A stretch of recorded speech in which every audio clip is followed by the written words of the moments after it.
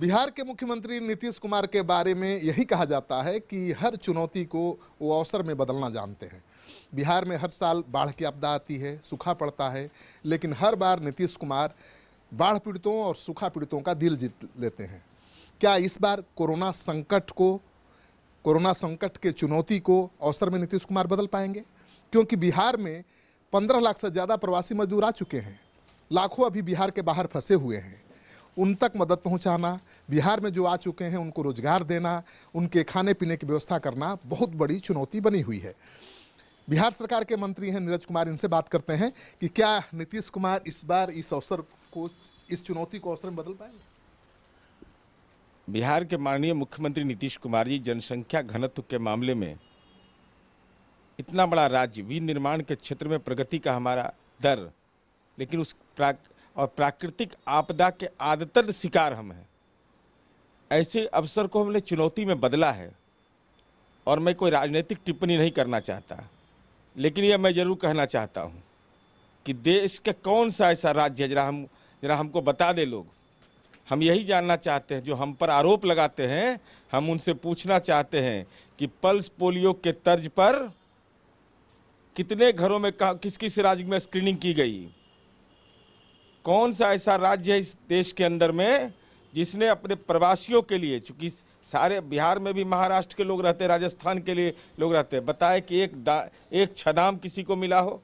कोई हमको यह बताए कि बिहार जैसा राज्य जो बैकवर्ड स्टेट है, बगल में झारखंड, पता लगा लीजिए, जो सोशल सिक्योरिटी का स्कीम है, 1 रुपया दिया है सामाजिक सुरक्षा के नाम पर।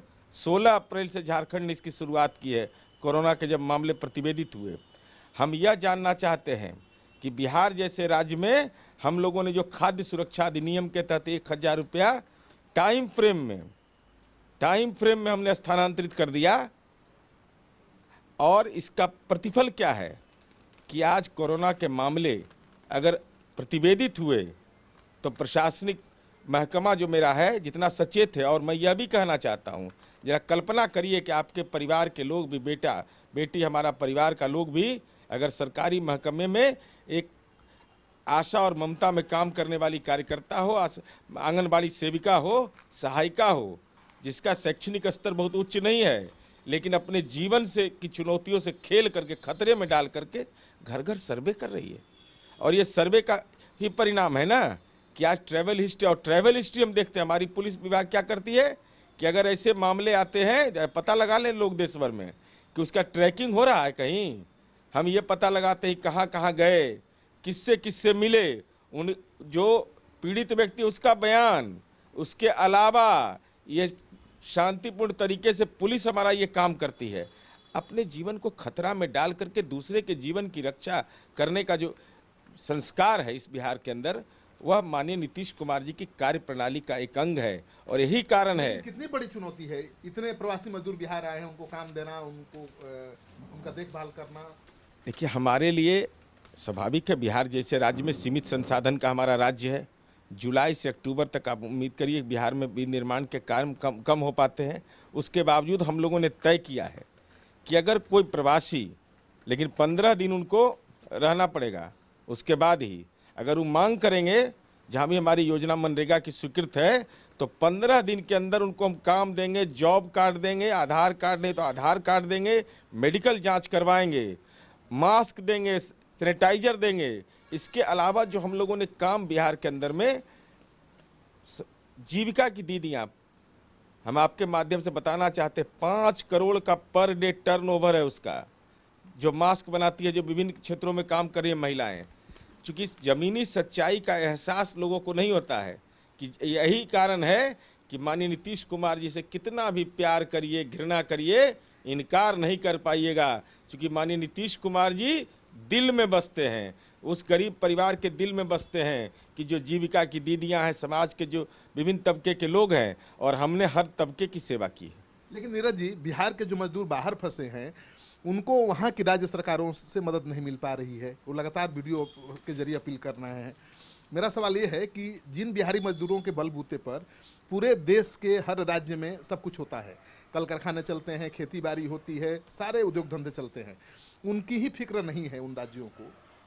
देखिए, ये चिंता का विषय है। और देश संघीय ढांचा है, एक परस्पर एक दूसरे का सहयोग करना चाहिए। और विपदा के समय तो न जाति देखा जाता है न राज्य देखा जाता है, तो मानवता की रक्षा का मामला है। और बिहारी बोझ नहीं है, बिहारी बोझ उठाते हैं। इसलिए स्वाभाविक रूप से मन में पीड़ा होती है। जब बस पर चढ़ा करके भेज देता है तो लगता है कि क्या है भाई, हमने तुम्हारी सेवा की है। आज उदाहरण सीखना है तो ये बंगाल के मालदा के मजदूर ईंट भट्ठे पर आते हैं तो गांव के अंदर में उनकी सेवा करते, उनको रखा गया, उनको खाना खिलाया जा रहा है। और क्या गुनाह है बिहार के लोगों का? इसलिए स्वाभाविक रूप से जो प्रवासी लोग आएंगे तो हम सबको काम देंगे, उनके लिए भी करेंगे। और जितना बन पड़ेगा हम तो यही विनती करेंगे कि आप रहिए, सुख करेंगे, दुख करेंगे, लेकिन इस बिहार की मिट्टी ने जन्म दिया है, इस बिहार के निर्माण में अपनी भूमिका अदा करिए, यही मेरा विनती होगा। उन राज्यों की चुनौती कितनी बढ़ने वाली है जो बिहार के मजदूरों के बलबूते पर चलते हैं? वो तो एहसास हो जाएगा। कोरोना संक्रमण से जो लड़ाई हम लड़ रहे हैं, हम प्रवासी की भी चिंता करते हैं और प्रवासी के परिवार अगर सरकारी मानक के अनुसार है तो उनको भी सुविधाएं बढ़ा रहे हैं। और मैं चुनौती दे रहा हूं आपके माध्यम से कि देश का कौन कौन सा राज्य है जिसने ये काम किया है, जरा से इसको भी हमको बताएं। और एहसास तो जरूर होगा, क्योंकि बिहारी जब मेहनती लोग होते हैं और मैं उस मेहनत को कोई इनकार कर दे और अपमानित कर दे, हमारे बच्चे, हमारे बुजुर्ग, हमारे सम्मानित लोग, कौन सा गुनाह था कि वो पैदल आए? किस बात का गुनाह? आप क्यों नहीं रख सकते? आपने उनकी सेवा ली थी, आपने उनका वोट लिया था, इससे बड़ा गुनाह कुछ हो सकता है क्या? लेकिन बिहारियों का इम्यून सिस्टम और सामर्थ्य, पुरुषार्थ है कि आप जितना भी कर लीजिए, जितना हमको परेशान करने का एहसास करिएगा, परेशानी में डालिएगा, उतनी ही मजबूती से खड़ा होंगे और नए बिहार और नए देश के निर्माण में और कोरोना को हराने में हमारी उम्मीद है, भगवान से प्रार्थना है कि हम इतना मजबूत बिहारियों का संकल्प जरूर हो कि हम उसको हरा पाएं। तो बिहार सरकार के मंत्री की बातों का मतलब आप समझ रहे होंगे। इनका कहना है कि बिहारी भार नहीं होता है, बल्कि बिहारी देश भर का बोझ उठाता है। और देश का कोई ऐसा राज्य नहीं है जहां पर बिहारी नहीं है, जहां की उद्योग धंधे, खेती बाड़ी बिहारियों पर निर्भर नहीं है।